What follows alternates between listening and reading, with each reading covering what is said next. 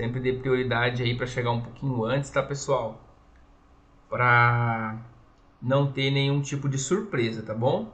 Então já fiz aí vários concursos, né? Sempre chego um pouco antes. Já aconteceu de chegar atrasado em cima da hora, pessoal. E assim, é uma sensação muito ruim. Você está se preparando aí por todo esse tempo, né? Estudando, batalhando e na hora final da prova acabar aí por uma bobeira não entrando. Então, pelo amor de Deus, cheguem com antecedência, descansem bem, tá bom? Para conseguir fazer a prova lá e ir bem, tá bom? Então, galera, esperamos já 2 minutinhos aí. Vamos dar início para não se alongar muito também, que depois na sequência vai ter com o professor Thales, né? Então o professor Thales vai fazer uma revisão com vocês também. Então vamos dar início na nossa.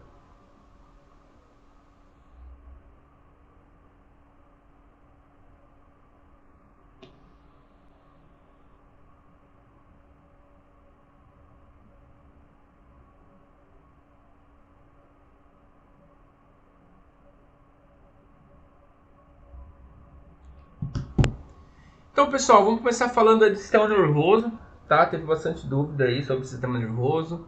Vamos ver os pontos principais, tá? Desse sistema. Um sistema bastante complexo, mas vamos desenrolar ele aqui e acertar questões na prova, tá, pessoal? Eu vou tirar a minha câmera aqui, tá, galera? Porque às vezes ela fica na frente do slide e não quero que vocês percam nenhum ponto, tá bom?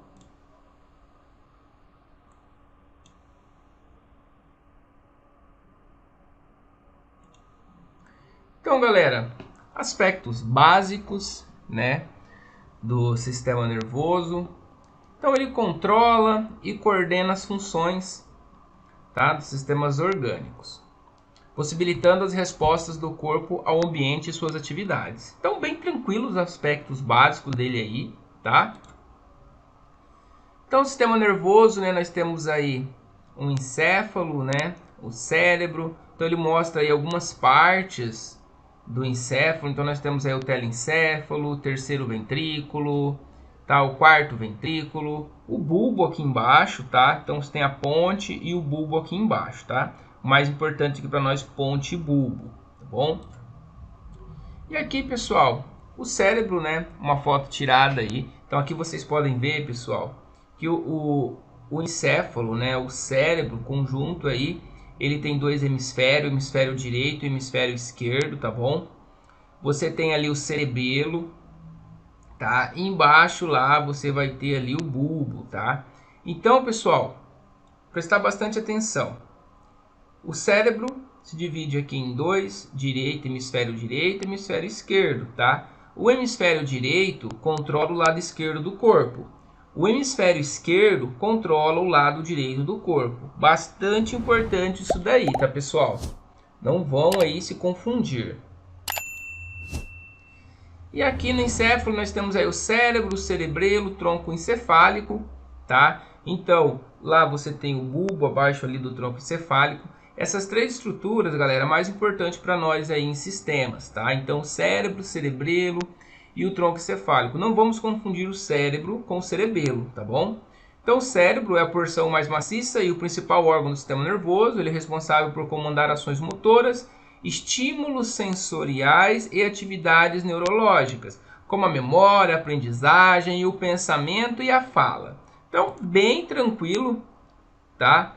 Essa definição, bem básica mesmo, tá, galera? Então, o cérebro ele é formado por duas metades, os hemisférios direito e esquerdo, que eu falei para vocês agora há pouco, tá bom? Separados por uma fissura longitudinal. Os dois hemisférios compreendem o telencéfalo, tá? E eles trabalham em conjunto. Porém, existem algumas funções específicas para cada um dos hemisférios, tá? Então, até grifei para vocês aqui. O hemisfério direito controla o lado esquerdo e o hemisfério esquerdo controla o lado direito. E aí nós temos o metaencéfalo, que representa 10% do volume do encéfalo. Ele é relacionado com a manutenção do equilíbrio corporal. Então, pessoal, metaencéfalo é responsável aí para a manutenção do equilíbrio corporal, controle do tônus muscular e aprendizagem motora, tá? Até grifei aqui para vocês que é bastante importante. Então, assim como ocorre no cérebro, o cerebelo possui dois hemisférios separados por uma faixa estreita, o vermes. Então, pessoal, lá no cérebro, tá? No encéfalo você tem a divisão, tá? Uma linha longitudinal que divide o hemisfério direito e o esquerdo. Lá no cerebelo agora, você tem também essa faixa que divide, só que o nome dela é vermes, tá? Então esse vermes é responsável por dividir, tá, lá dentro do cerebelo, tá bom? Então não confunda o cerebelo com o encéfalo, beleza? Então vermes lá no cerebelo. Aqui vocês têm o tronco encefálico, tá? Então podem ver aqui que ele vai descendo e aqui você vai ter o tronco, você tem aqui o mesencéfalo, o poente e você tem o bulbo, tá? Então esse bulbo também faz parte ali, pessoal, do tronco encefálico, tá? Então descendo aqui o encéfalo, você vai ter o tronco encefálico. Então observe aqui na imagem, ó, aqui você tem o encéfalo, aqui você tem o cerebelo que está logo abaixo aqui e também você tem aqui o tronco encefálico, tá bom? Então essas três estruturas que nós acabamos de falar, tá bom? E aí, pessoal, vocês vão ter as meninges, tá? Meninges eu julgo aí bastante importante também. Vocês têm três tipos de meninges, tá? Marquem aí no caderninho de vocês, gravem esses nomes, tá bom? Vocês têm aí a dura mater, a aracnoide e a pia mater, pessoal. Dura mater, vocês lembram aí de duro mesmo, de crânio. Então ela vai ser a parte mais externa, tá bom?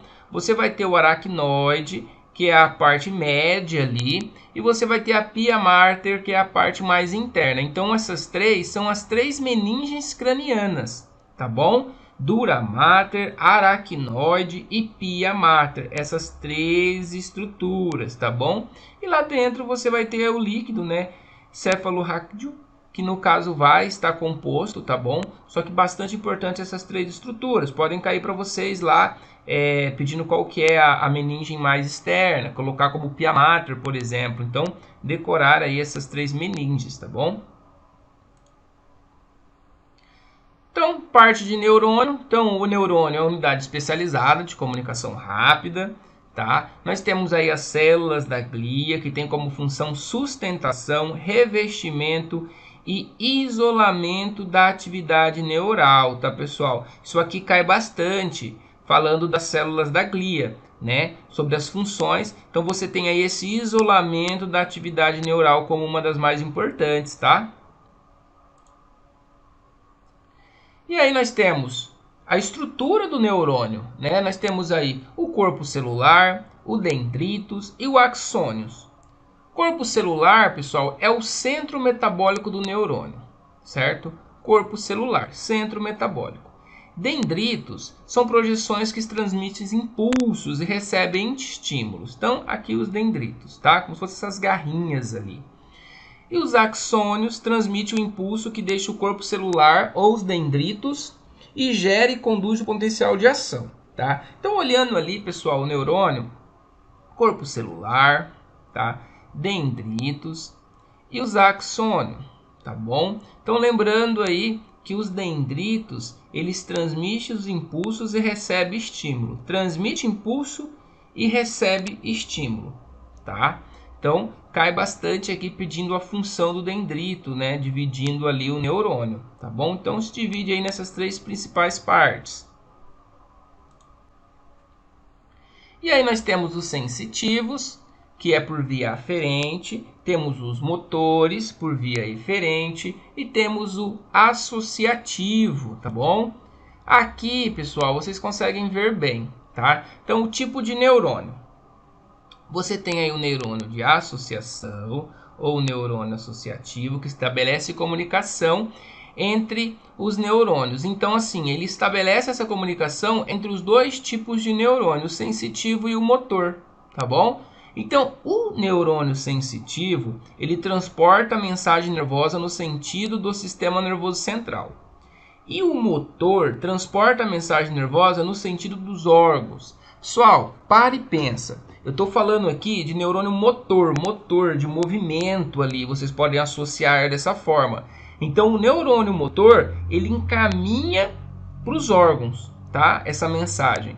E o neurônio sensitivo, o S ali de sistema nervoso central, ele encaminha isso daí para o sistema nervoso, tá? Então, qual é a diferença? Sensitivo, pensa em sistema nervoso. Motor, pensa em movimento, tá bom? E o neurônio de associação, ele estabelece a comunicação entre os dois neurônios, sensitivos e motores. Bem tranquilo. E aí nós temos o sistema nervoso central, os corpos celulares dos neurônios, que estão localizados em grande quantidade na substância cinzenta, do encéfalo e da medula espinal, tá bom? Então, saber aí, né, que os neurônios, a maior parte, estão localizadas aí na substância cinzenta do encéfalo e da medula espinal, tá? Então, cair na provinha de vocês, onde pode encontrar a maior quantidade de neurônio, então vai ser lá na substância cinzenta do encéfalo e na medula espinal, tá bom? Então, as funções, sistema nervoso central, encéfalo, medula espinal são responsáveis pela recepção de estímulos pelo comando de respostas. Então, ela recebe o estímulo pelo comando e respostas, tá? Então, função do sistema nervoso central, a principal. Sistema nervoso periférico, pessoal, periferia, lembra lá, extremidades, periferia. É constituído pelos nervos espinhais, cranianos e os gânglios. E tem como função primordial levar informações dos órgãos periféricos até o sistema nervoso central e trazer as respostas desses para os órgãos, ou seja, esse sistema é responsável por conduzir informações. Principal função do sistema nervoso periférico, conduzir informações. Ponto. Essa é a principal, tá? Então ele leva essa informação e traz, tá bom? Então a estrutura e divisões, então você tem um sistema nervoso somático, que é o voluntário, e o sistema nervoso autônomo, que é o involuntário, ou seja, simpático e parasimpático. Pessoal, sistema nervoso somático é o mesmo que aqui o simpático. Sistema nervoso involuntário é o mesmo que o parasimpático. Podem trazer essas palavrinhas para vocês na hora da prova para confundir, tá bom? Então vocês têm aí os nervos e as divisões. Então, pessoal, temos aí 31 pares, tá, de nervos espinhais e temos 12 de cranianos, tá? Gravem esse número, 31 e 12. E aí, falando mais um pouquinho lá do sistema nervoso, eu acabei de falar para vocês, tá? Então, não se confundam, pessoal. Então, o sistema nervoso somático é responsável por fornecer inervação, então sensitiva e motora, músculos esqueléticos, exceto órgãos, glândulas e vasos sanguíneos. Em outras palavras, ele transporta impulsos referentes às sensações do corpo, tá? Dor, tato, temperatura, e inerva os músculos esqueléticos que estão sob controle consciente. Então, pessoal, no sistema nervoso somático, ele transporta impulsos referentes às sensações do corpo. Sensações do corpo. Dor, tato, temperatura. Pode cair na questãozinha de vocês lá, colocar um caso clínico, né, e perguntar, né, qual o sistema que está levando essas informações, né, que está fazendo com que sinta essas sensações de dor, de tato. Sistema somático, tá bom? E aí você tem o autônomo, que é responsável por fornecer inervação sensitiva e motora. Aqui, pessoal, também sensitiva e motora aos músculos esqueléticos. E aqui, sensitiva e motora ao músculo liso, tá? Dessa forma, ele controla de forma coordenada as funções glandulares e viscerais, desempenhando um papel na manutenção da homeostase. O que é homeostase? É de estabilidade do corpo, tá? Então isso aqui é de estabilização do corpo humano, de estar tudo estável, tudo funcionando normalmente. E aqui sistema nervoso autônomo involuntário, tá? Divisões: simpático e parasimpático. Então, pessoal, nós temos aqui o simpático, tá? Sistema nervoso simpático, sistema autônomo simpático, certo? O que que é, pessoal? Então, o sistema simpático, ele faz a ação, certo? Dilatar a pupila, tá? Inibição da atividade estomacal, estímulo de liberação de glicose, estímulo de liberação de adrenalina, promoção de ejaculação. Então ele faz o movimento. E galera, o parasimpático é como se ele desfaz, é o descanso, tá? Então contração da pupila. Enquanto no sistema nervoso simpático ele faz a dilatação, o sistema nervoso parasimpático faz a contração, tá? Então ele faz o oposto, galera. Gravem isso. O sistema nervoso simpático faz a ação e o parasimpático é como se para a ação. Divide essa palavra, né? Se você dividir a palavra aqui, o parasimpático, colocar um traço aqui, vocês vão ver o quê? Que ele para o simpático, tá? Então sempre pensa no oposto. Se um faz uma coisa, o outro faz o oposto. E assim por diante, tá? Nesse sistema simpático e parasimpático, tá bom? Então, beleza, galera. Dentro do sistema nervoso central, o que eu queria trazer para vocês é isso, o mais importante, tá? Dentro desse sistema. Claro que ele é muito mais complexo, mas para a prova amanhã, esses são os pontos que eu julgo mais importantes para o concurso aí de vocês, tá bom? Agora nós vamos para o próximo sistema, beleza? Então, falei de sistema nervoso. Agora, pessoal, eu vou falar para vocês de sistema esquelético, tá bom?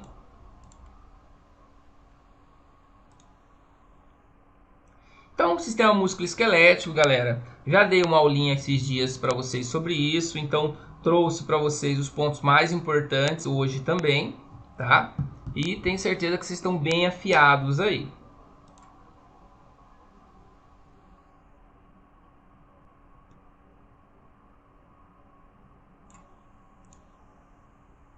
Então, o sistema músculo-esquelético, né? O sistema locomotor é formado pela união de 3 sistemas atuando em conjunto, tá, pessoal? Esquelético, muscular e articular. Então, esse sistema permite que os indivíduos realizem diversos movimentos e possam locomover-se, seja em busca de alimentos, fuga ou predadores. Então, possibilita aí os movimentos. Galera, mais importante aqui, o esqueleto pode ser dividido em axial, constituído pelos ossos que formam o eixo principal do corpo. Ossos da cabeça, pescoço, tórax e abdômen. E apendicular, constituído pelos ossos que formam os membros, pessoal. Esses dois esqueletos são unidos pela cintura escapular e pélvica, tá?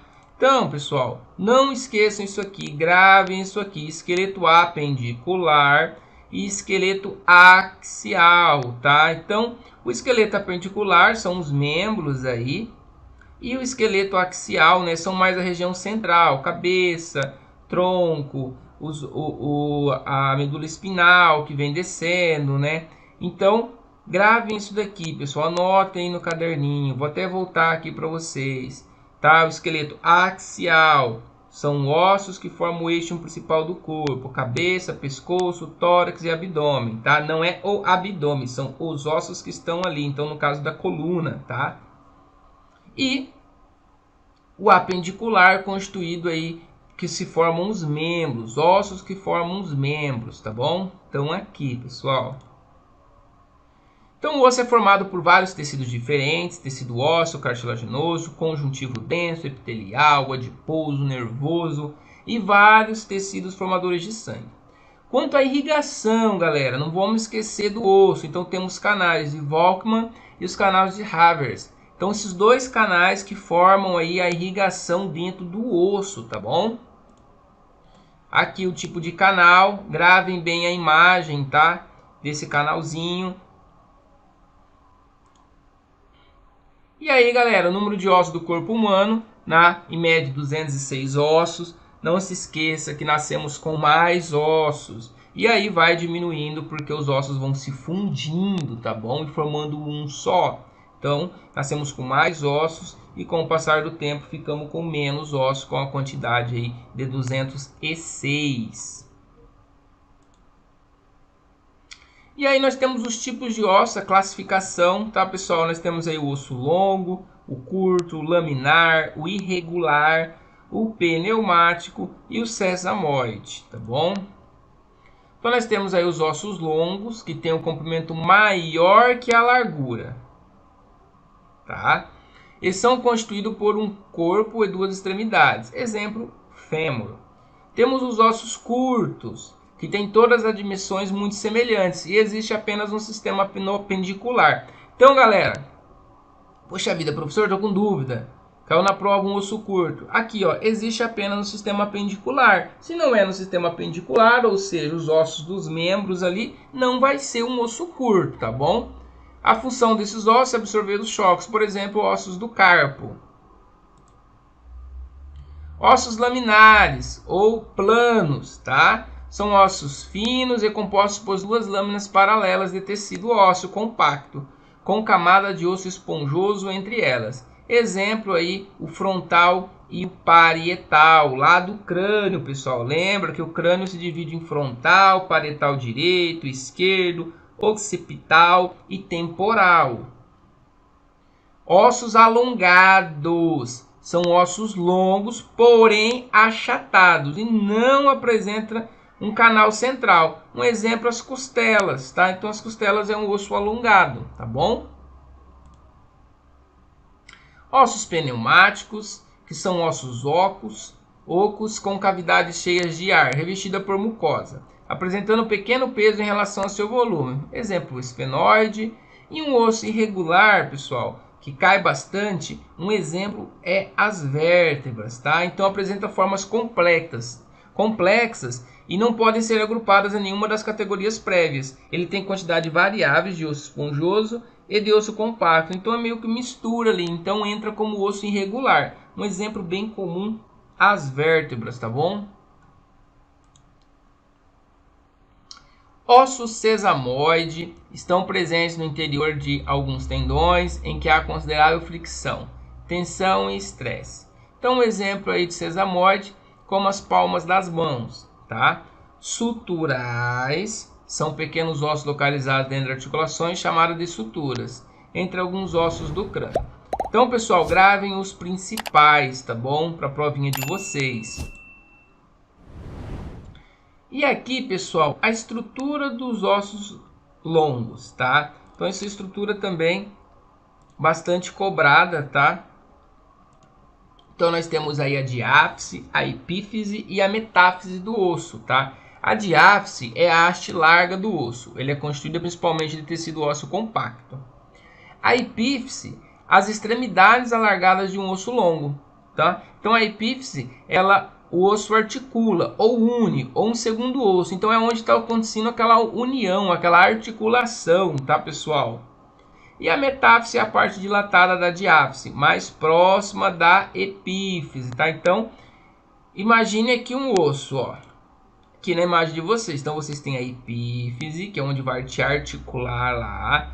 A metáfise, que é logo depois da epífise. A diáfise, que é o corpo mesmo do osso aqui. E a epífise do outro lado. Tem duas epífises, aqui e aqui. A diáfise é o corpo e a metáfise ela fica próximo da epífise, tá bom? Classificação dos músculos, pessoal. Então, os músculos, nós temos superficiais ou cutâneos, que estão logo abaixo da pele, tá? Então, bem tranquilos, estão localizados na cabeça, pescoço e na mão. Então, superficiais ou cutâneos, aquilo que é mais superficial, né? Nós temos os profundos ou subapeneuróticos, tá? Que são músculos que não apresentam inserções na camada profunda da derme, tá, pessoal? Então, aqui falando um pouquinho de músculo já para vocês. Na maioria das vezes se inserem nos ossos, tá? Então, esses profundos, lembra lá que na maioria se inserem nos ossos. Os longos, músculos longos, são encontrados especialmente nos membros. Os mais superficiais são os mais longos, podendo passar duas ou mais articulações. Então, articulação aqui do cotovelo, né? Então, tá passando, tá? Então, exemplos, o bíceps braquial, tá bom? Temos os curtos, que se encontram nas articulações, cujos movimentos têm pouca amplitude. Então, um exemplo aí é os músculos das mãos. E os largos, pessoal, caracterizam por ser laminares, são encontrados nas paredes das grandes cavidades, tórax e abdômen. Um exemplo bem comunzão aí, o diafragma. Quanto à função, pessoal, então vamos lá. A função, nós temos o agonista, que são músculos principais que ativam um movimento específico do corpo, tá? Então, um exemplo aí, pegar uma chave sobre a mesa, os agonistas são os flexores dos dedos. Então, o agonista aí, tá? Ele ativa um movimento, tá bom?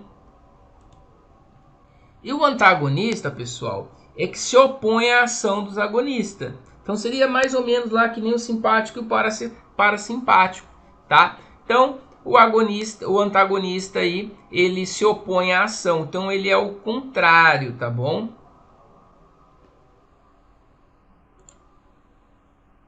Temos os sinergistas, que são aqueles que participam estabilizando as articulações. Então, o sinergista, ele estabiliza as articulações. E os fixadores estabilizam a origem do agonista, tá? De modo que possa agir mais eficacemente, tá?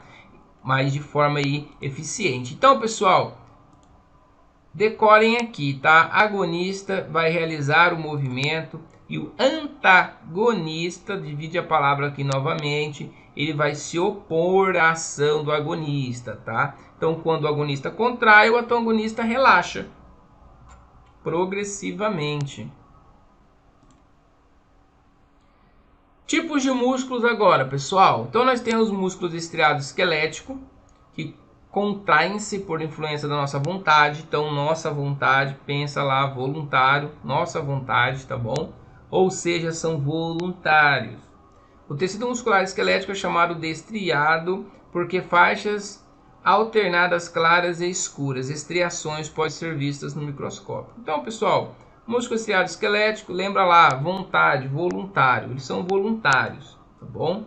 Nós temos os músculos lisos, que localizados nos vasos sanguíneos, vias aéreas e a maioria dos órgãos da cavidade abdominal. Ação involuntária, controlada pelo sistema nervoso autônomo. E nós temos aí o músculo estriado cardíaco, que representa a arquitetura cardíaca. É um músculo estriado, porém involuntário, tá, pessoal? Autorritmicidade. Então, lá no coração, por exemplo, nós temos o músculo estriado cardíaco, tá? Que ele relaxa, ele realiza ali, tá? As contrações involuntárias. Então, nós não participamos, né? Não é voluntário, não é da nossa vontade. Então, autorritmicidade, tá? Então, aqui um exemplo, tecido muscular estriado esquelético, estriado cardíaco e tecido muscular não estriado. Pessoal, lembra, no coração, músculo estriado cardíaco. Lembra, cardíaco, de coração, tá bom? Os componentes anatômicos do tecido, né, conjuntivo, nós temos as fáscias superficial e as fáscias musculares. Então, a superficial separa o músculo da pele. Então, separa o músculo da pele. E a muscular é uma lâmina de faixa larga, né, que abaixo da pele circunda os músculos e outros órgãos. Então, pessoal, lembra o que? Da superficial, que separa o músculo da pele. E a outra vai separar dos órgãos, tá bom? Aqui um exemplo, ó, pele, face superficial, face profunda, músculo e assim por diante. E aí, pessoal, nós temos o epimício, que é a camada mais externa do tecido conjuntivo, e nós temos o perimício, que circunda grupos de 10 a 100 ou mais fibras musculares individuais. Então aqui, o epimício, pessoal, é a camada mais externa. E o perimício, né, vai ser aí a camada mais profunda, tá bom? Então, tenham isso em mente lá do sistema muscular, pessoal. Então, sistema musculoesquelético, também, pessoal, esses são os pontos mais importantes aí para vocês anotarem no caderninho, para dar uma estudadinha à noite, antes da prova, tá? que é o jogo mais importante aí para vocês, tá bom?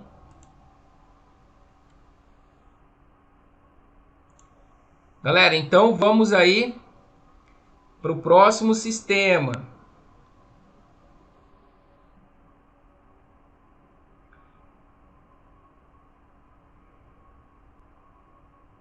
Então agora, pessoal, nós vamos falar de planos anatômicos.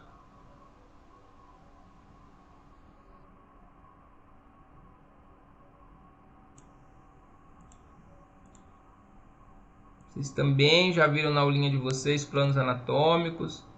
Vai ser bem tranquilinho. Tá? Então, pessoal, planos anatômicos. Tá bem pouquinho slide. Deixa eu ficar na frente de novo. Então aqui nós temos o tipo, né, pessoal, que a gente falamos aí que é a genética da pessoa, né, o biotipo. Então nós temos aí o ectomorfo, pessoal, são aquelas pessoas magras que têm um metabolismo acelerado. Nós temos o mesomorfo, que são aquelas pessoas que ganham músculos muito facilmente. E nós temos o endomorfo, aquela pessoa que engorda com bastante facilidade.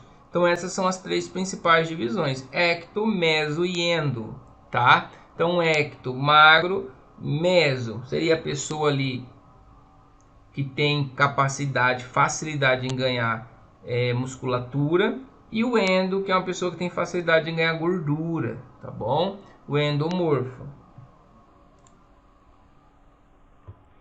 Então nós temos aí o biotipo. Então o biotipo são as variações, né? Então as variações são individuais e são decorrentes dos seguintes fatores, como idade, sexo, raça, biotipo e evolução. Então encontramos pessoas do tipo extremo e médio, ou seja, que apresentam um biotipo do tipo longíneo, brevilíneo e mediolíneo, respectivamente. Pessoal, esses nomes aqui difíceis é na mesma sequência, tá? Então, ectomorfo, mesomorfo e endomorfo representa, né, da mesma forma o longilíneo, o brevilíneo e o mediolíneo, tá? Então, na mesma sequência, tá bom? O longilíneo representa o ectomorfo, o brevilíneo representa o mesomorfo e o mediolíneo representa o endomorfo, tá bom? Aqui na imagem para vocês, tá? Longilíneo, que representa o ectomorfo, e assim por diante, tá, pessoal? Então, em anatomia, os planos anatômicos, os planos são planos hipotéticos, usados para dividir o corpo humano, de forma a descrever a localização de estruturas, ou a direção dos movimentos, né? Vocês já estão cansados de saber disso. Então, os planos anatômicos têm o objetivo de separar o corpo em partes para facilitar o estudo e nomear as estruturas anatômicas com relação espacial. Ou seja, através dos planos anatômicos podemos dividir o corpo humano em 3 dimensões e assim podemos localizar, tá? Posicionar as estruturas. Então nós temos os 3 principais, pessoal: plano frontal e coronal, plano sagital, plano transversal ou horizontal. Então nós temos aí o frontal, que separa o corpo em região ventral e dorsal, e anterior e posterior. Nós temos aí o plano sagital, que separa o corpo em direita e esquerda, e o transversal, que cortes transversais, né, que divide o corpo em superior e inferior.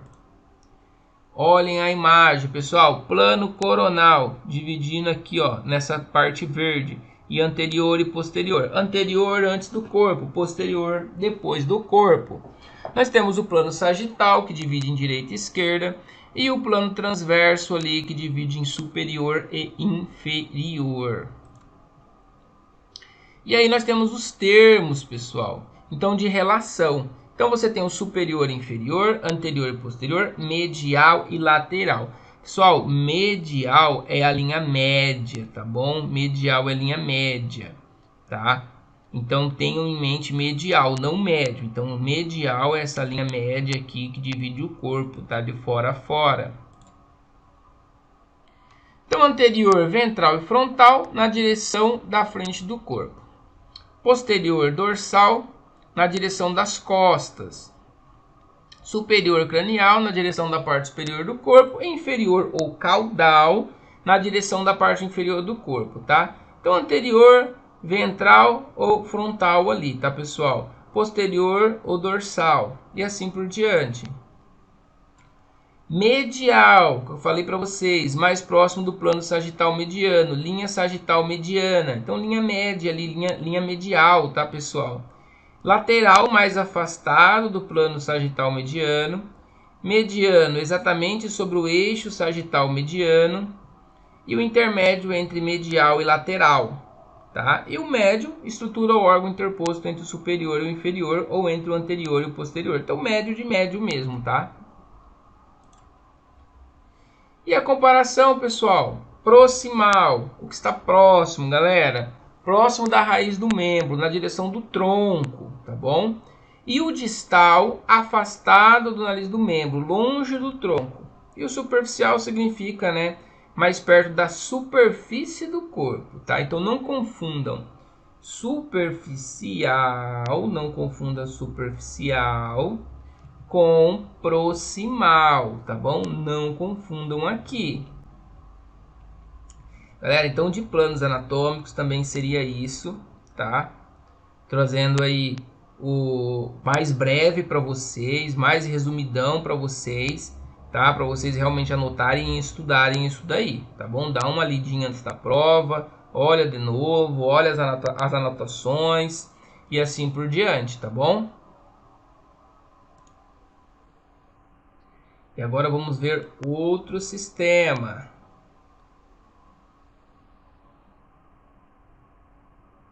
Então agora nós vamos ver o sistema cardíaco, que agora vai ter ligação com os outros sistemas, tá bom?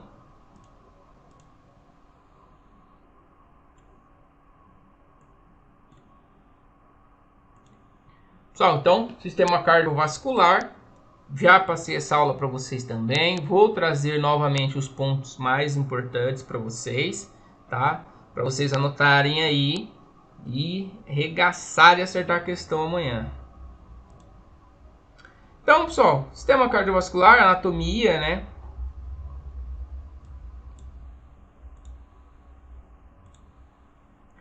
Então, a função básica, pessoal, função básica do sistema é levar nutrientes e oxigênio para as células. Tá? Então consiste em um tubo denominado vaso sanguíneo e uma bomba de impacto. A bomba de impacto, pessoal, coração, bem tranquilo. Então dentro do coração nós temos ali o pericárdio, que é a membrana que reveste e protege o coração. Tá? Então lembra que eu falei lá do saco pericárdio, aquela membraninha que envolve o coração, para não deixar ele ficar se movimentando para um lado e para o outro. Né? Além de proteger, também lubrifica o coração, tá? Então nós temos aí o pericárdio, que consiste em duas partes principais, o fibroso e o seroso.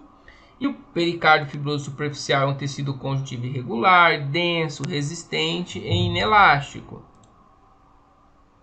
Nós temos o seroso, que é o mais profundo. Lembra lá, cera, lembra de cera de ouvido, né?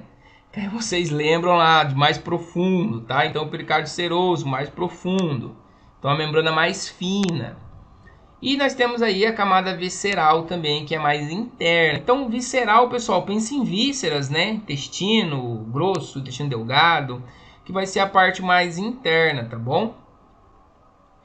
Nós temos ali também a parte do coração, que é o miocárdio, que é a camada média e a mais espessa do coração. Então, pessoal, eu estava falando para vocês agora do pericárdio. O pericárdio é a membrana que envolve o coração, certo?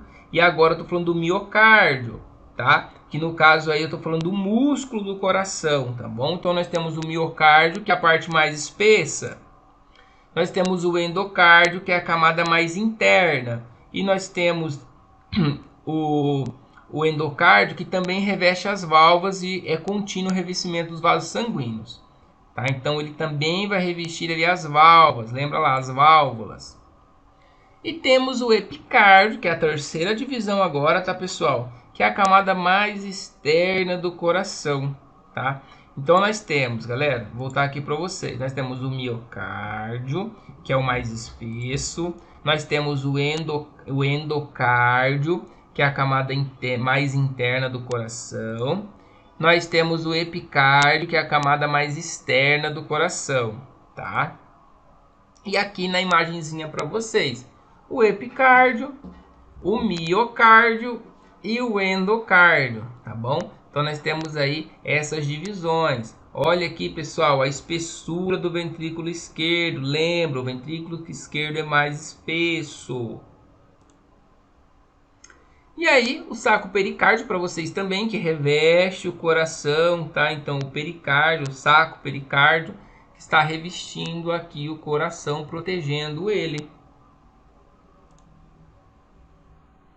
E aí, configuração interna, galera. Vocês já estão cansados de saber sobre isso, né? Acho que já decoraram aí essas estruturas. Então, o coração possui 4 câmaras, 2 átrios e 2 ventrículos. Os átrios são as câmaras superiores que recebem sangue e os ventrículos as inferiores que bombeiam o sangue para fora do coração. Pessoal, o ventrículo bombeia tanto para fora para o pulmão quanto para fora para o restante do corpo. Então, sempre bombeia para fora. Então aí nós temos o átrio direito, o átrio esquerdo, ventrículo direito e ventrículo esquerdo, galera. 4 cavidades no coração, bem tranquilo. Então nós temos o átrio direito, que forma a borda direita do coração e recebe o sangue rico em dióxido de carbono. Então, pessoal, átrio direito recebe o sangue desoxigenado, tá? De 3 veias principais. Veia cava superior, veia cava inferior e seio coronário. Nós temos o átrio esquerdo. O átrio esquerdo, tá? Ele é uma cavidade de parede fina também, tá? E ele recebe o sangue, pessoal, já oxigenado. Por quê? Porque o sangue que chega no átrio esquerdo, ele tá vindo lá dos alvéolos pulmonares. Então ele oxigenou lá e vem para o átrio esquerdo, tá? Então o sangue passa pelo átrio esquerdo para o ventrículo esquerdo através da válvula bicúspide, tá, pessoal? Bicúspide ou mitral, tá? Através dessa válvula. Então são sinônimos aqui, tá bom? E o átrio esquerdo também, né, tem uma expansão piramidal chamada aurícula esquerda. O ventrículo direito, pessoal, forma a maior parte da superfície anterior do coração. Em seu interior apresenta uma série de feixes elevados, fibromusculares, cardíacas, chamadas de trabéculas carnosas, tá? E no ósseo atrioventricular direito, agora estamos falando do direito, nós temos uma válvula tricúspide, que serve para impedir que o sangue retorne ao ventrículo ao átrio direito, tá? Então, não impede ali o influxo de sangue, tá, pessoal? Então, válvula tricúspide do lado direito.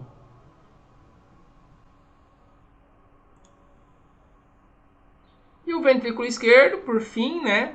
O ventrículo esquerdo forma o ápice do coração. Lembra lá, pessoal, o coração ele é centralizado, ele fica no mediastino e seu ápice é voltado para o lado esquerdo, tá? Então, nós encontramos ali a válvula atrioventricular esquerda, constituída apenas por 2 lâminas, denominada cúspide anterior e posterior. Pessoal, ventrículo esquerdo bombeia sangue para o restante do corpo, tá? Por isso que ele é mais espesso, mais forte, porque ele trabalha mais, ele faz mais força. Então o sangue passa do átrio esquerdo para o ventrículo esquerdo, tá? Através da válvula bicúspide ou mitral. E do ventrículo esquerdo o sangue sai para a maior artéria do corpo, a aorta ascendente, passando pela válvula aórtica, tá? Constituindo por 3 válvulas semilunares, direita, esquerda e posterior, tá? Então aqui vocês veem a válvula pulmonar, a válvula tricúspide, lado direito, a válvula mitral, lado esquerdo e a válvula aórtica. Pessoal, olhem na imagem como o lado esquerdo o coração é mais espesso, o ventrículo é mais espesso, tá bom? Não se esqueçam disso.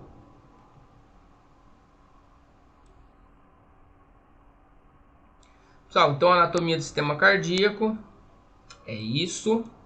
Agora nós vamos para o sistema circulatório, tá? Então, sistema circulatório, também falando de coração aí, tá? Então, coloquei esses três sistemas junto, né? Sistema cardíaco, circulatório e respiratório, porque um ajuda o outro ali, né? Então, fica um pouquinho mais fácil de vocês compreender.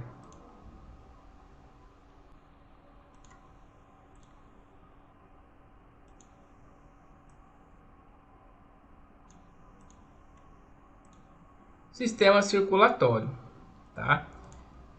Então vamos ver quem que tá online aí, sabadão, né? Pré-prova, né, pessoal? Ver aqui no chat. Então já resolveu a questãozinha do áudio, beleza?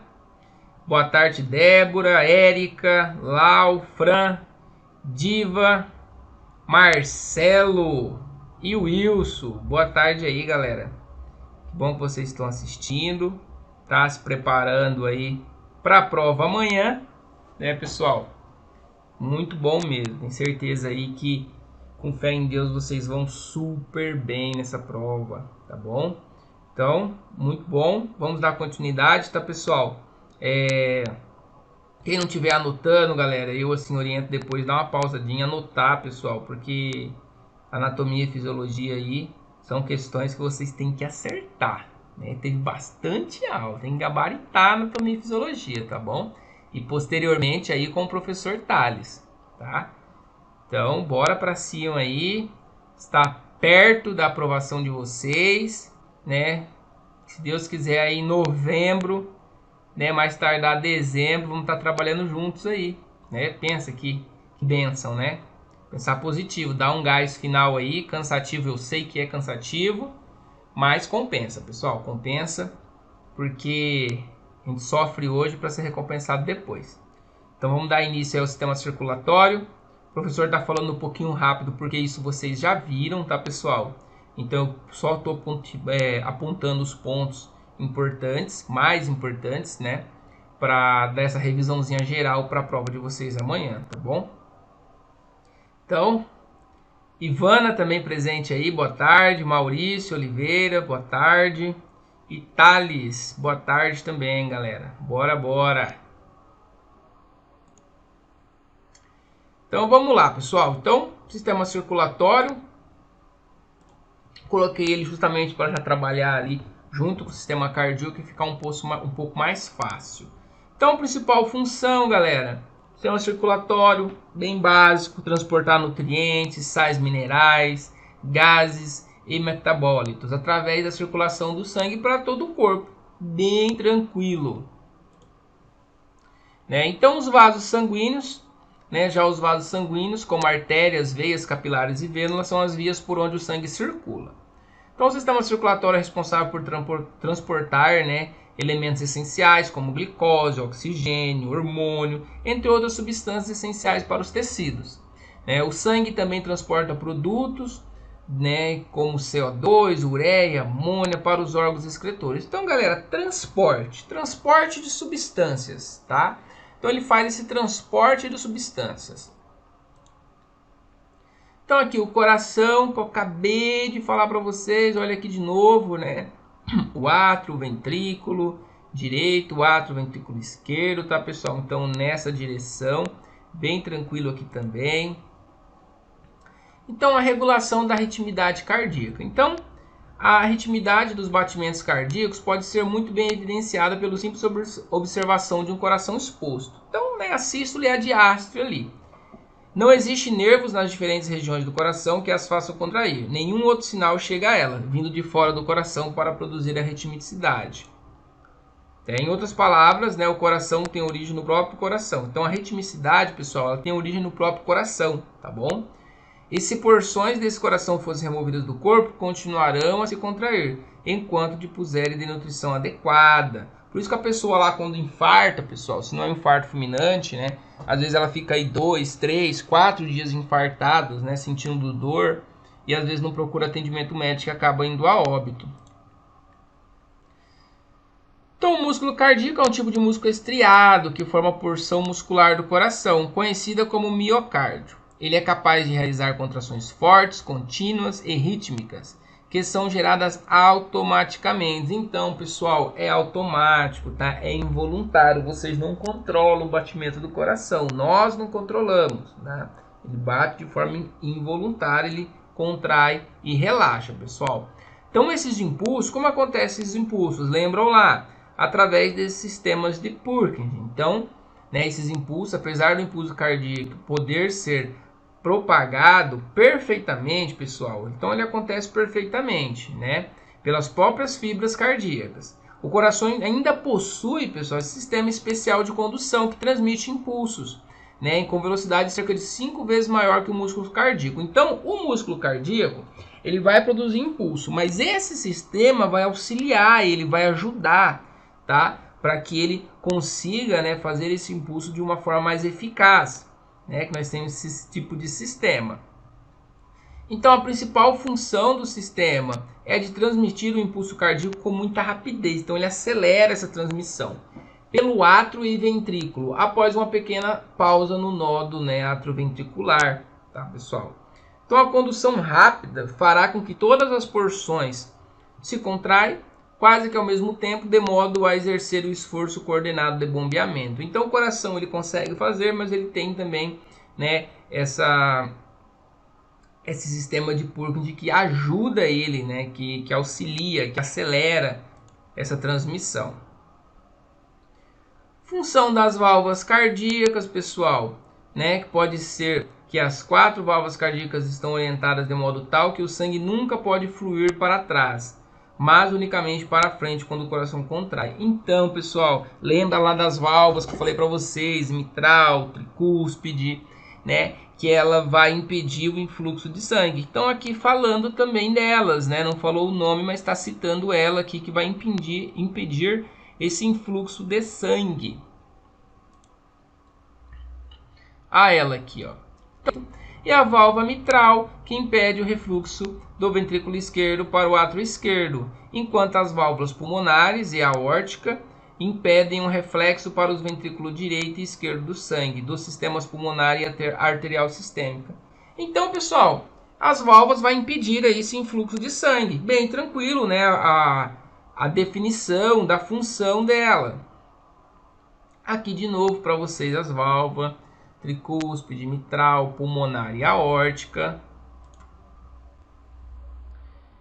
Então, elas exercem a função idêntica a qualquer bomba, tá, pessoal? Então, a válvula aórtica e pulmonar não precisam funcionar com toda essa facilidade pela grande força de contração dos ventrículos.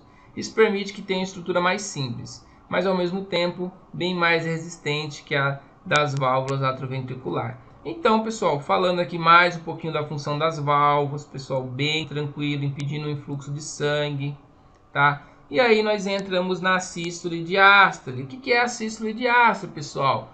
Contração e relaxamento do coração, tá? Então, a sístole e diástole, tá bom? Vai contrair e relaxar, que são os batimentos do coração. Então, nós temos aqui a sístole e temos aqui a diástole, tá bom? Olha aqui a direção do influxo, bem certinho, tá? Da direção que o sangue está indo. Então, você não vai ter um influxo, né? Não vai voltar esse sangue, né? Olha a direção aqui que ele está indo, ó, sempre na mesma direção. E aí nós temos a estimulação parasimpática. Falei lá para vocês do parasimpático, do simpático. Então, a estimulação dos nervos parasimpáticos produz efeitos importantes sobre o coração. Olha lá, pessoal, o que nós vimos lá em sistema nervoso, agora está falando aqui no coração. Então, o parasimpático, frequência diminuída dos batimentos cardíacos, força de contração diminuída e condução retardada dos impulsos pelo nódo atrioventricular. Então, parasimpático, tá? Usualmente, a atividade cardíaca é reduzida pelo parasimpático. Olha ele aqui de novo. Durante os períodos de repouso, fazendo com que haja conservação das reservas cardíacas. Então, pessoal, seu coração está lá, batendo. Sístole e diástole, 150 batimentos por minuto. Quem vai diminuir esses batimentos, pessoal? O estímulo parasimpático. Então, o sistema lá parasimpático que nós vimos lá no sistema nervoso, tá? Então, ele que vai diminuir esses batimentos. Uma imagenzinha para vocês. tá? Mostrando aqui o nervo vago, nervo simpático, parasimpático, né? E a estimulação simpática, né? A estimulação dos nervos simpáticos exerce a essência do efeito, quase que oposto sobre o coração. É aquilo que eu disse para vocês. Frequência cardíaca aumentada, força de contração aumentada, velocidade de condução aumentada. Então o simpático ele vai promover a ação, vai aumentar os batimentos do coração. Hemodinâmica, pessoal, também falei para vocês, é o estudo dos princípios físicos que governam o fluxo sanguíneo pelos vasos do coração, que constitui a hemodinâmica. Então, hemodinamicamente estável, então essa estabilidade no nosso corpo, né? Então nós temos aí o fluxo sanguíneo e débito cardíaco. Então a quantidade de sangue que é bombeada pelo coração da pessoa em repouso é de aproximadamente 5 litros por minuto. Esse volume é chamado de débito cardíaco ou volume minuto, chegando a aumentar até 25 a 35 litros por minuto durante exercício muito intenso. Então olha como, né, que aumenta o débito cardíaco, né, esse sangue, quando está fazendo exercício. Então a velocidade então, de 5 litros por minuto pode aumentar de 25 a 35 litros por minuto. E a pressão sanguínea, né? Então a pressão de um vaso sanguíneo é a força que o sangue exerce contra a parede desse vaso. Essa força distende o vaso, visto que todos os vasos sanguíneos são distendíveis, tá? Então, a pressão sanguínea nada mais é, né, que essa força exercida, essa pressão na parede dos vasos sanguíneos.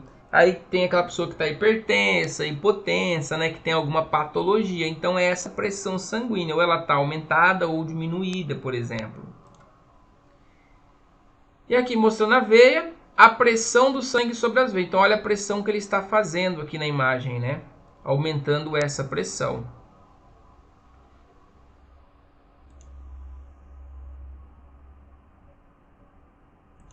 Então bem tranquilo também, pessoal. Tá? Sistema circulatório. Agora vamos falar um pouquinho do sistema respiratório. Estamos acabando a nossa revisãozinha, tá, pessoal? Nossa revisãozinha pré-prova. Vocês gabaritarem. Acertar pelo menos 70% da prova. Oh, que benção, hein? Vê se mais alguém chegou aí. Mike, fala Mike, beleza? Deusele, boa tarde também. Isso aí, galera, bora pra cima, hein? Bora pra cima, ser aprovados amanhã. Pessoal, então o sistema respiratório, para nós finalizarmos essa revisãozinha de anatomia, tá bom? Sistema respiratório, nada que vocês já não tenham visto também, bem tranquilo, tá? Então nós temos aí dentro do sistema respiratório o nariz, que é o órgão que representa a parte inicial do sistema respiratório, tá bem tranquilo, bem básico, tá? Então nós temos aí a faringe, tá? Então o canal responsável por associar o sistema respiratório e digestivo por sua localização ser posterior. Então ela se divide em 3 partes, tá? Cavidade nasal, oral, laringe e esôfago, tá? Pessoal, o que eu pontuei aqui para vocês? Bem importante. A faringe, ela está presente no sistema respiratório e no sistema digestório, tá bom? Então, nós temos a faringe presente nos 2 sistemas. Muito importante isso daí, tá? Então, tanto no respiratório, você vai ter a faringe, quanto no digestório, tá bom? Então, vai fazer parte dos 2 sistemas. Então nós temos aí a epiglote. Então a epiglote, né, ela bloqueia a passagem de ar para a laringe quando o bolo alimentar é ingerido, permitindo assim sua passagem pelo esôfago, tá? Então impede aí, né, que vai para o pulmão um alimento, por exemplo, ou vice-versa. Então nós temos aí cavidade nasal, nós temos a nasofaringe, orofaringe, laringofaringe, as 3 divisões, tá? Naso, oro e laringo, tá, pessoal? Então tentem pelo menos lembrar os primeiros nomes ali, que vocês não vão esquecer na hora da prova. Aqui onde fica a epiglote, a laringe e a traqueia, né? Então a traqueia é lá que conduz, né, o ar até os pulmões. Então a traqueia, importante da traqueia, a porção final da traqueia é denominada carina da traqueia, tá? Depois a traqueia se ramifica em dois brônquios principais, o direito e o esquerdo. Então, pessoal, bem importante aqui, essa estrutura fica no final da traqueia, que é a carina da traqueia, lá na bifurcação. E aí, dentro do sistema respiratório, pessoal, os alvéolos podem apresentar-se isolados ou em grupos, formando pequenos sacos com paredes finas, compostas pelos pneumócitos, pessoal. Então, nós temos aí o pneumócito tipo 1, certo? Gravem isso daí, que facilitam as trocas gasosas nos alvéolos, com a rede de capilares que os cobre. Então, pneumócitos tipo 1, pessoal, vai facilitar a troca gasosa nos alvéolos. Ponto. O tipo 2 são responsáveis por excretar o surfactante pulmonar. Beleza. Decorou isso aqui, pessoal? Show de bola, tá? Então isso aqui é algo um pouquinho mais complexo, entrando ali em fisiologia, tá? Falando aí desses pneumócitos, tá bom? Então tipo 1 e tipo 2. Aqui é uma imagem para vocês, mostrando aí o alvéolo, né? Como se fosse um cachinho de uva. Ao contrário, né, pessoal? Então seria aí o alvéolo pulmonar, lembrando, né, que as trocas gasosas são feitas lá nos alvéolos, né, a hematose. Então o pulmão, um órgão duplo, localizado no interior do tórax e que juntamente com outros órgãos está protegido pela caixa torácica. Esse órgão possui forma cônica, apresentando um ápice superior, uma base inferior e duas faces. Então o pulmão, galera, lembra lá, pulmão direito, 2 lobos, pulmão esquerdo, 3 lobos, pulmão esquerdo, 2 lobos. Por que 2 lobos, pessoal? Por causa lá, ó, pensem no ápice do coração, que aí vocês conseguem lembrar. Onde que está os 2 lobos? Lado esquerdo, onde está o ápice do coração. Então o coração ele fica no mediastino, centralizado, com seu ápice voltado para o lado esquerdo. Então, pulmão esquerdo, 2 lobos, tá, pessoal? Lobo superior e lobo inferior. Pulmão direito, nós temos 3 lobos. Lobo superior, lobo médio, não é medial, tá, pessoal? Lobo médio, tá? E lobo inferior. Então, se divide em 3 lobos, tá, pessoal? Não se esqueçam disso. E aí, ainda no pulmão, nós temos a pleura visceral, que é a cobertura interior. Então, visceral lembra lá de vísceras, pessoal, para vocês lembrarem da profundidade. E a pleura parietal, que é a cobertura exterior, tá bom? Então, nós temos as duas pleuras que revestem o pulmão. Lembra lá que a visceral pensa em vísceras, que é a mais interna. Então, o sistema respiratório, né, os movimentos de expansão e contração dos pulmões são ininterruptos, induzindo pelo diafragma e por músculos do peito e das costas, tá, pessoal? Então, galera, o ar chega aos alvéolos cheio de ar, né? Então essas bolsinhas permitem a passagem do oxigênio para os finos capilares sanguíneos que os cercam. Então, nós estamos falando aí do processo de hematose, né? Então, o processo de hematose que acontece lá nos alvéolos pulmonares. O diafragma é um músculo fibroso curvado que separa a cavidade torácica da cavidade abdominal. Sua face superior convexa está voltada para o tórax e sua face interior côncava está voltada em direção ao abdômen. Então, o diafragma, pessoal, possui 3 partes musculares: a parte external, a parte costal e a parte lombar. Então, a external, né, está aí fixada na parte posterior do processo tifoide. A costal, os feixes ligam-se às cartilagens costais, então por isso costal. E a lombar se liga em 3 vértebras lombares superiores.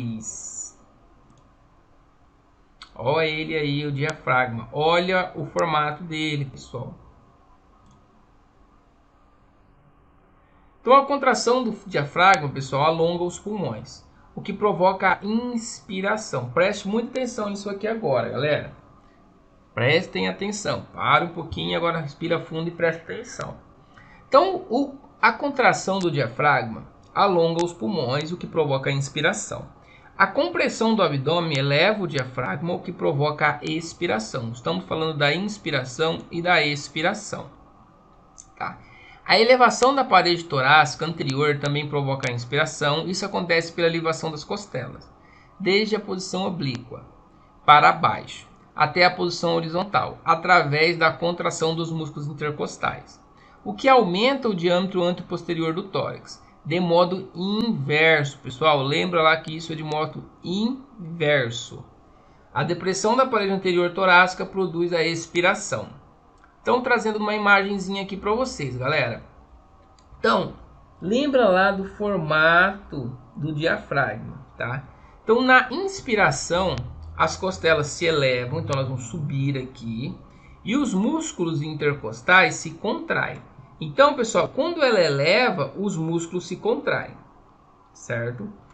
E o diafragma, pessoal, ele contrai e move-se para baixo.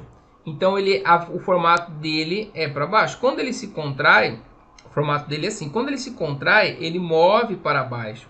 Olha a flechinha aqui, ó. Então, ele está nessa posição. Quando ele contrai, é como se ele estivesse relaxando, assim, sabe? Para melhor entender.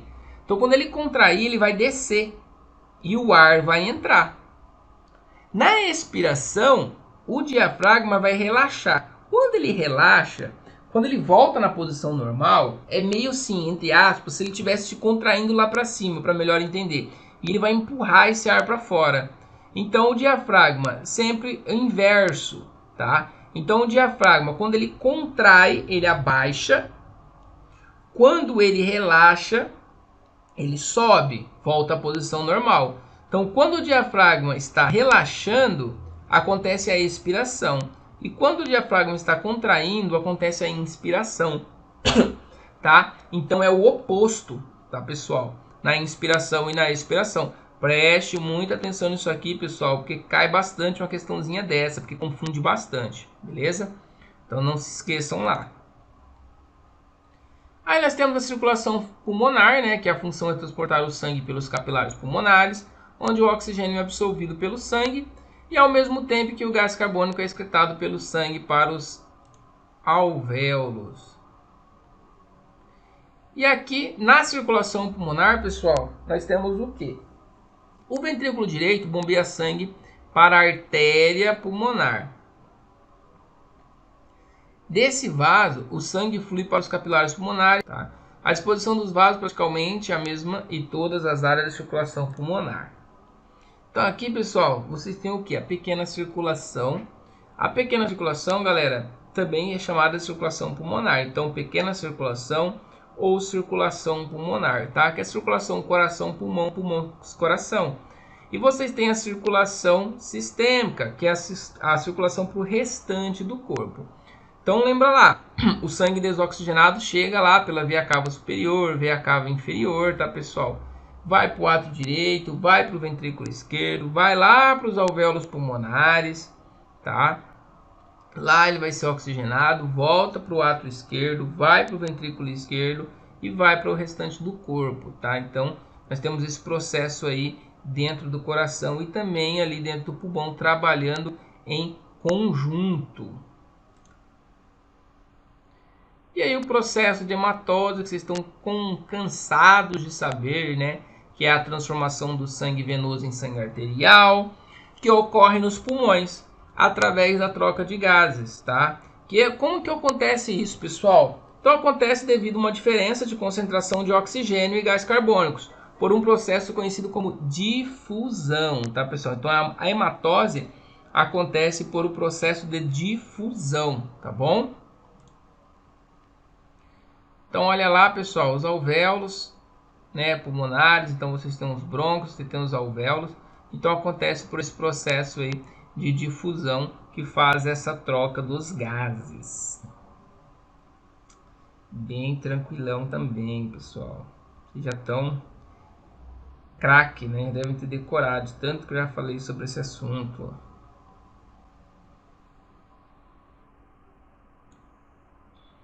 E aí, galera, nós vamos para o nosso último sisteminha. Sistema digestório, também bem tranquilinho o sistema digestório.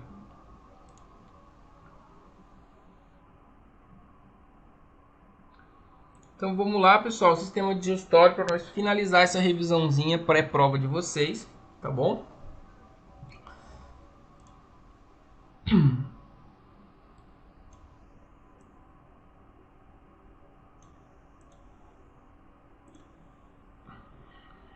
Então, o sistema digestório, né, o trato digestório e os órgãos anexos constituem o sistema digestório.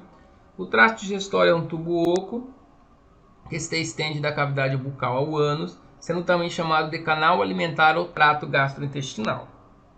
As estruturas do trato digestório incluem boca, faringe, olha lá a faringe novamente, pessoal, esôfago, estômago, intestino delgado, intestino grosso, reto e ânus.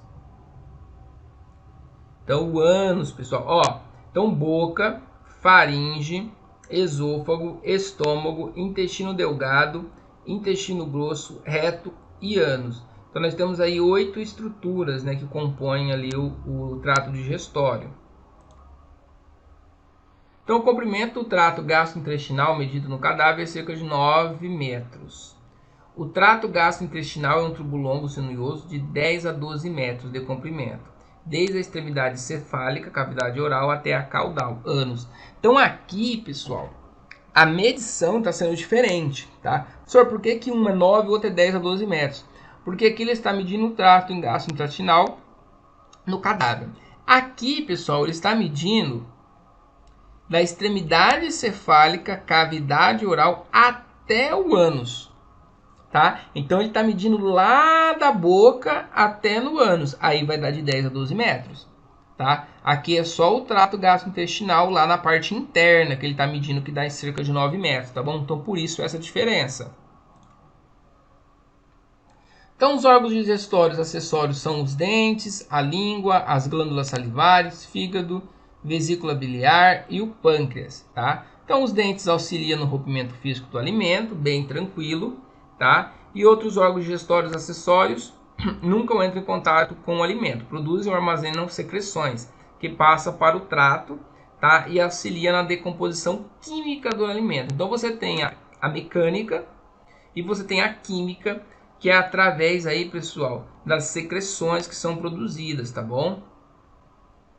Então o trato apresenta diversos segmentos, né, como eu disse para vocês aqui agora: boca, faringe, esôfago, estômago, intestino delgado, grosso, reto e ânus. Órgãos anexos, pessoal: glândulas paróditas, glândulas submandibulares, glândulas sublinguais, fígado e pâncreas. Tá? Então a faringe é um tubo que se estende da boca até o esôfago. Tá? Bem tranquilinho, tá? Então, da boca até o esôfago. O movimento do alimento da boca para o estômago é realizado pelo ato da deglutição. Então, pessoal, pensa lá, vocês comeram o alimento, para ele ir até o estômago, vocês deglutem ele, engole o alimento. A deglutição é facilitada pela saliva, né? O muco que envolve a boca, a faringe e o esôfago. Então, a saliva vai auxiliar ali na deglutição. Tá? E a faringe pode ser dividida em 3 partes: naso, oro e laringo. Falei para vocês já no slidezinho do sistema anterior. Então nós temos a parte nasal, tá? Parte oral e parte laríngea. Tá? Bem tranquilo aqui essas 3 partes. Dentro do esôfago, né, que é um tubo fibromúsculo mucoso que se estende entre a faringe e o estômago, se localiza posteriormente à traqueia. Galera, posterior, acabei de falar para vocês de planos anatômicos. O que é posterior? Depois do corpo. Então é posterior à traqueia. Então o esôfago ele fica atrás da traqueia, tá bom? Na posição anatômica ele fica atrás da traqueia, começando na altura da 7ª vértebra cervical. Então, eu perfuro o diafragma pela abertura da camada, da chamada hiato esofágico, e termina na parte superior do estômago. Então, mede cerca de 25 centímetros de comprimento, tá? O esôfago. Então, ele é formado por 3 porções. Então, você tem a porção cervical, torácica e abdominal. Então, cervical, né, íntimo ali é a traqueia, né? O torácica, né, passa aí por trás dos brônquios, então o tórax mesmo, e a abdominal que repousa sobre o diafragma e pressiona o fígado. Nós temos aí o estômago, então o estômago está situado no abdômen, logo abaixo do diafragma, anteriormente ao pâncreas, superiormente ao duodeno, à esquerda do fígado. Essa é a posição do estômago. É parcialmente coberto pelas costelas. Então, parcialmente, pessoal. Então, no quadrante superior esquerdo aí de vocês está o estômago. Então, as costelas vai ficar um pouquinho abaixo da costela. Então, parcialmente, né, ele é recoberto pelas costelas. Então, o estômago está localizado no quadrante superior esquerdo. Acabei de falar para vocês. Do abdômen entre o fígado e o baço. Tá? O estômago é o segmento mais dilatado do tubo digestório, em virtude dos alimentos, né, permanecerem neles por algum tempo, e necessita ser um reservatório entre o esôfago e o intestino delgado. A forma da posição do estômago são muito variadas, tá? Varia de pessoa para pessoa. Então, o estômago ele é dividido em 4 áreas principais, são regiões, né, que é a região cárdia, fundo, corpo e piloro. Tá? Então, o fundo, que apesar do nome, pessoal, situa-se no alto, tá? Então, o fundo não é embaixo, ele é no alto, tá, pessoal? Não vão confundir lá. Acima do ponto onde se faz a junção do esôfago e com o estômago. Então, o corpo representa cerca de 2/3 do volume total, para impedir o refluxo de alimento para o estômago.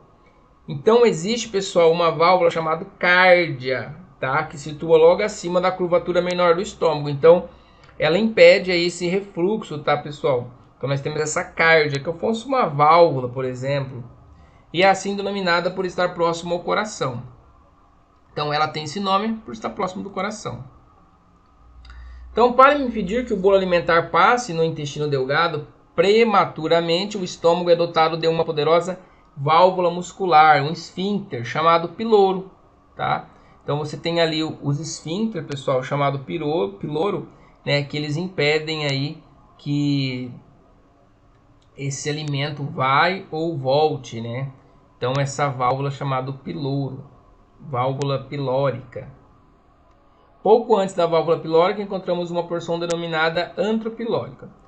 O estômago apresenta ainda 2 partes, a curvatura maior, que é a margem esquerda do estômago, e a curvatura menor, margem direita do estômago. Então aqui, galera, ó, então o fundo, parte de cima ali do estômago, né? Você tem o corpo, curvatura maior, curvatura menor. Então você tem aqui o piloro, fica aqui nessa região, você tem o canal pilórico, parte pilórica, antropilórica, então tudo nessa região aqui, galera, ó. E aqui você vai ter o piloro, tá? E aqui já tem a parte do duodeno. Funções digestivas do estômago, né? Então, digestão de alimentos, secreção do suco gástrico, que inclui enzimas digestivas, pessoal. Esse nome, não esqueçam, ácido hidroclorídrico, né? Que é produzido lá no estômago como substância mais importante, tá? Gravem esse nome. Secreção de hormônio gástrico e fator intrínseco, regulação do padrão no qual o alimento é parcialmente digerido e entregue ao intestino delgado, absorção de pequenas quantidades de água e substâncias dissolvidas. Tá, pessoal? Então, uma das funções do estômago mais importante aí é essa enzima, né? Esse ácido hidroclorídrico. Como funciona o sistema digestório? Então, no sistema digestório, pessoal, o alimento ingerido percorre vários órgãos, como a boca, a faringe, o esôfago, o estômago, os intestinos delgado, grosso e, por fim, o ânus. Nesse processo, a comida sofre transformações mecânicas e químicas, até que esteja preparada para ser absorvida pelas células.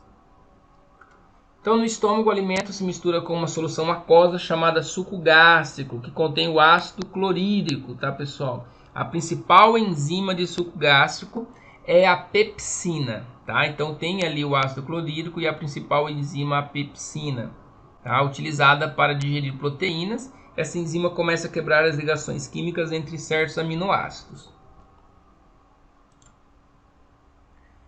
Então, pessoal, o bolo alimentar, bastante atenção nisso aqui, tá? Que cai bastante questãozinha sobre esse assunto, pegadinha. Então, o bolo alimentar, após receber enzimas do estômago, passa a ser chamado de quimo. Então, pessoal, você comeu lá tudo, é um bolo alimentar. Quando ele chega lá no estômago e recebe essas enzimas, ele vai ser chamado de quimo. Quimo, tá? Não é mais bolo alimentar. Seu aspecto é uma massa branca e pastosa e pode permanecer no estômago de 2 a 4 horas. Após a ação de todas as substâncias presentes no intestino delgado, o quimo passa então a se chamar de quilo, tá, pessoal? Então, de bolo alimentar é chamado de quimo quando está no estômago, e quando está no intestino delgado, que recebe essas substâncias presentes no intestino delgado, né, essa ação, aí o quimo é chamado de quilo. Então, bolo, quimo e quilo, tá? Então tem essa diferença. E só uma imagenzinha para vocês. Então, o bolo alimentar, olha o esôfago aqui. O bolo alimentar, tá? Entrou no estômago, tá? É chamado ali de quilo, de quimo, desculpa, quimo. A hora que ele chegar ali no intestino, pessoal, receber essas substâncias, aí ele vai ser chamado de quilo, tá? Então, bolo alimentar, quimo e quilo. O intestino delgado, né? Ele mede aproximadamente 6,5 metros de comprimento e divide-se em partes. Então, nós temos o duodeno, que representa 25 centímetros, o jejúno e o ilho. Então, o intestino delgado, pessoal, se divide em duodeno, jejúno e ilho, tá bom? Olha aqui na imagem para vocês. Duodeno, jejúno e ilho, tá? Então, se divide nessas 3 partes. No duodeno, então estamos aqui na digestão, tá, pessoal? O que acontece, né? Então, no duodeno são lançadas as secreções produzidas pelo fígado e pelo pâncreas, controladas por mensagens nervosas e hormônios. E a bile é lançada no intestino para atuar como um detergente. Então, a bile, pessoal, atua como um detergente, transformando as gorduras em minúsculas gotículas, tá? E o pâncreas estimula a secreção do suco pancreático, que neutraliza a acidez do quimo e que também desempenha a função enzimática. Então, galera, lá no duodeno são lançadas aí secreções produzidas pelo fígado e o pâncreas. E a bile, não esqueça a função da bile, ela serve como um detergente, para ter uma noção melhor. E o pâncreas ainda é responsável pela lipase, ou seja, a quebra de gorduras, tá? Então, responsável aí por essa quebra de gorduras. Então, a parte mais longa do intestino delgado, formada pelo jejúno e pelo ilho, é onde termina a digestão dos alimentos, tá? Então, o duodeno chegou no jejúno, chegou no ilho. Então, aqui é onde termina as digestões dos alimentos. E daí nós vamos para o intestino grosso, tá? Então, no intestino grosso, ele é formado, entre outras partes, pelo seco, na qual está o apêndice. Então, o apêndice, pessoal, lembra lá a pessoa que está com apendicite, ele está lá no seco, tá? Pelo colo e pelo reto. A função desse órgão é transformar, transportar e evacuar o bolo fecal.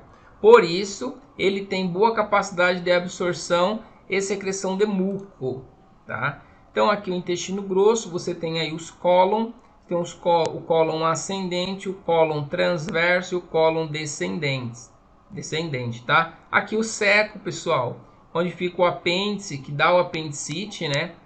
Infecçãozinha lá, inflamação no apendicite, tem que fazer cirurgia, tá? Então fica nessa região. E o colo é a maior parte no qual ocorre a absorção de água, dos sais minerais não absorvidos anteriormente. Nele há bactérias que fazem a flora intestinal, que participa da formação de fezes e da produção. Pessoal, ó, marquem isso daqui, lá no intestino grosso. Produção de vitaminas do complexo B e da vitamina K. Muito importante aqui essa parte dentro do intestino grosso, tá bom? Produção de vitaminas do complexo B e vitamina K. Importantíssimo isso daqui, tá, pessoal? Anotem aí. Então, pessoal, é isso que eu queria trazer para vocês, tá? Dessa nossa pequena revisão. Espero imensamente que vocês estejam aí gravando, lendo, marcando, tudo que for possível, tá? Tudo que for possível, tá, pessoal? Para provinha de vocês. Então, galera, Desejo aí uma excelente prova amanhã, tá? Tenho certeza que vocês vão bem. Estão estudando, estão se preparando, né, para esse momento, tá, pessoal? Então, sei que vocês estão se preparando para esse momento. Desejo aí uma boa prova a todos, tá, galera? Conselho, tá? Conselho aí, pessoal. Já fiz muitos concursos, tá? Bastante mesmo. Façam a prova com calma, tá? Vão antes pro local da prova, encontre o local lá, faça com calma, tá, pessoal? Não se desesperem. Chegou em alguma questão, galera, que está com dúvida, não sei a resposta, estou com dúvida, pule essa questão, vá para outra questão, tá? Mas não faça a questão de qualquer jeito. Galera, um pontinho, uma questão faz toda a diferença no concurso, tá? Toda a diferença mesmo, tá bom? Então, assim, façam com calma, pensem, tá?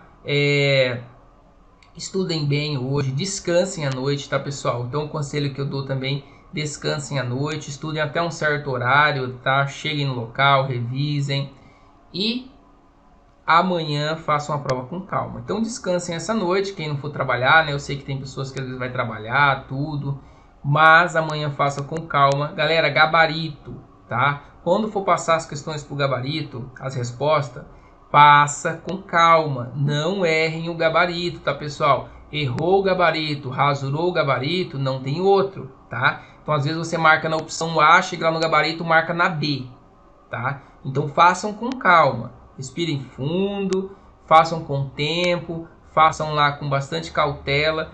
Professor, não tô legal, não tô bem, vão no banheiro, pessoal, tem tempo para ir no banheiro lá, tranquilo, beber uma água, jogar uma água no rosto e voltem para a prova.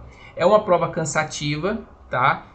Já fiz essa prova, né? É uma prova cansativa, né? Bastante questões, ainda tem a redação. Então, faça com calma, tranquilo, tá? E sempre olhando o relógio, tá, pessoal? Sempre olhando o relógio, tá? Então, vão ter lá o tempo de prova, se programem dentro do tempo, porque às vezes você demora muito numa questão e acaba perdendo tempo e acaba enrolando ali naquela questão.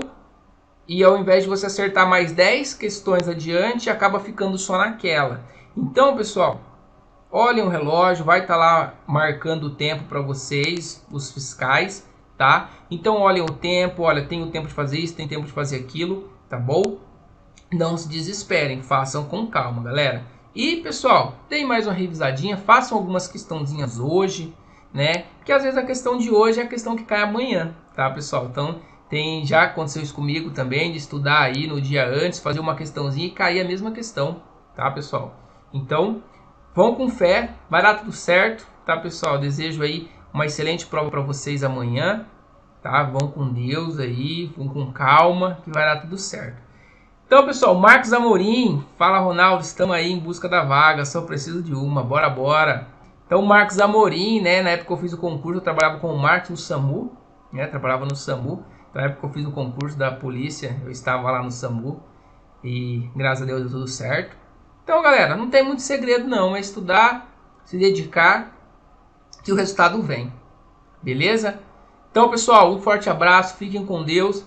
Logo mais aí vai ter uma revisão zona muito boa com o professor Thales aí de criminalística, medicina legal, tá? Não percam, dá um tempinho aí, bebam uma água, dá uma descansadinha e logo a mais aí vai ter um aulão com o professor Thales, aula excepcional, beleza? Então um forte abraço, pessoal, fiquem com Deus, até a próxima, tá bom?